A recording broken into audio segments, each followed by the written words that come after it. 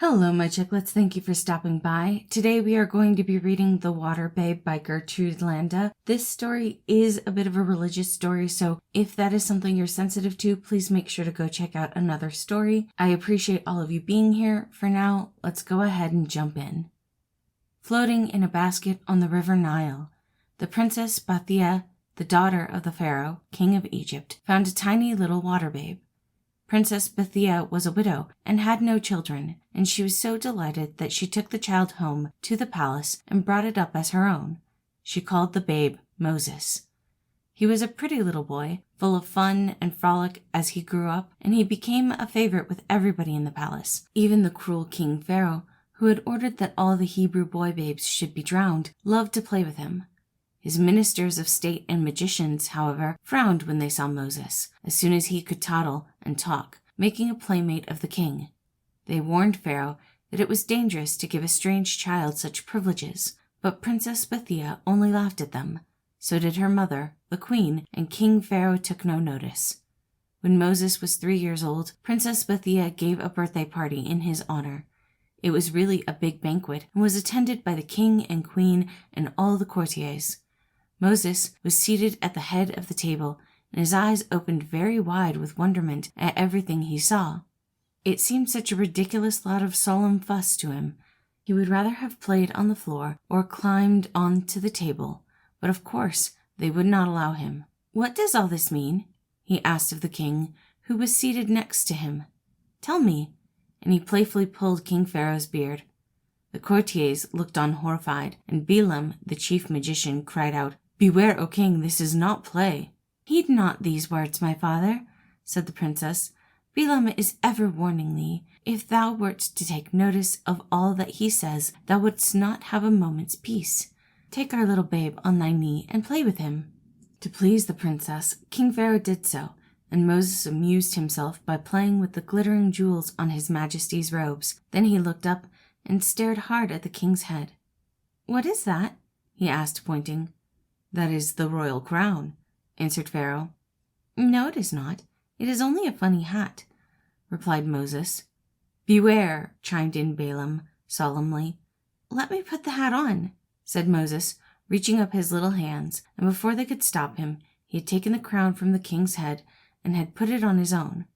Princess Bathia and the queen laughed merrily, but Balaam looked very grave. "Your Majesty," he said, in a voice trembling with passion, "this is not the foolish play of a babe. This child, remember, is not as other children. Came he not from the river? There is means in his action. Already does he seek to rob thee of thy royal crown. 'Tis a portent of evil." Pharaoh thoughtfully stroked his beard. "What say thee, Reuel?" he asked, turning to his second chief magician. "I say the child is but a babe, and that this action means nothing," answered Reuel. The queen and the princess agreed with Reuel, who was their favorite, but Balaam would not allow the matter to pass lightly.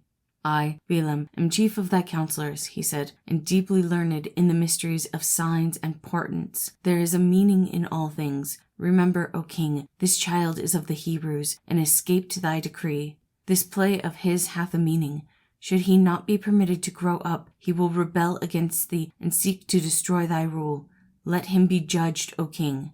"Thy words are wise," said Pharaoh, who was himself annoyed with Moses, and he ordered 3 judges to try the child of his offenses. Moses thought it was a new game, and he clapped his hands gleefully when they took him to the court of justice and stood him in front of the judges. He heard Reuel plead on his behalf, but he did not understand it. "I say he is but a babe and does things without meaning," Reuel exclaimed. "Put him to the test, and see if he knows the difference between fire and gold. Place before him a dish of fire and a dish of jewels and gold. If he grasps the jewels, it will prove that he is no ordinary child. If he places his hand on the fire, then he shall be assured he is merely a foolish babe." "So be it," said Balaam, "and if he grasps the jewels, let his punishment be instant death." Pharaoh and the judges agreed, and 2 dishes, one containing burning coals and the other gold and precious stones, were brought in and placed before Moses. Everybody looked on keenly as Moses stared at the dishes. Princess Bathia made signs to him, but Balaam ordered her to cease, and it was Reuel who comforted her and dried her tears. "Take my magic staff," he said, handing to her a stick that seemed to be made of one large precious stone. This was given to Adam when he left the Garden of Eden, and has been handed down to me through Enoch and Noah, through Abraham and Jacob, unto Joseph who left it in my keeping. Take the staff, and Moses will obey whatsoever be thy wish." The princess took the staff and pressed it to her lips. "I wish," she said, "that my little water babe shall seize the burning coals." Moses thrust his fingers into the fire and pulled out a glowing coal. With a cry, he put his fingers in his mouth to cease the pain, and burned his tongue with the coal. Afterward he lisped. The princess snatched Moses and pressed him tightly to her bosom. "Give me thy magic stick," she said to Raoul, "so that I may guard and protect the child." "Canst thou not read this word?" asked Raoul, pointing to the word engraved on the staff. "No," said the princess. "Then it cannot be thine," answered Raoul. "Whoever so reads this name can understand all things, even the thoughts of animals and birds.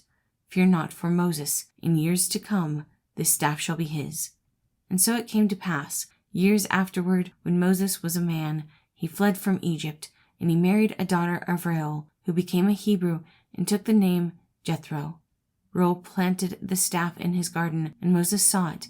He read the magic word, and touching the staff, it came out of the ground and into his hand.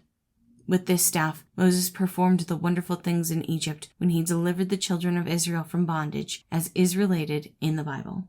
Thank you all for listening. Again, that was The Water Babe by Gertrude Landa from a selection of Jewish fairy tales. I do hope you all enjoyed it, and I hope you have a wonderful day.